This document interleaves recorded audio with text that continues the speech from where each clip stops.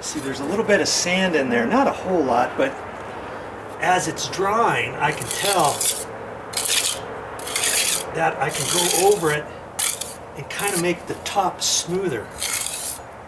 Okay? And I guess there's a happy fine line about how much to work with it and when to stop and start.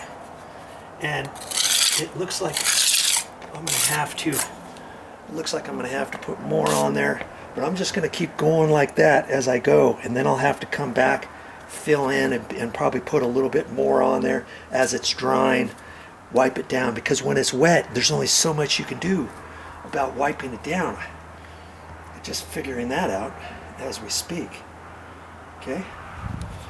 So figure out a good method on your material, and I think this material is going to work. If I can get this all nice and smooth, which I'm pretty sure I can, and then I can fill in the little bad spots after I get going further, I have a feeling this stuff is going to stick through the winter. It'll be interesting, that's for sure. Well, that's all I got for this time, but I'll be back with more videos.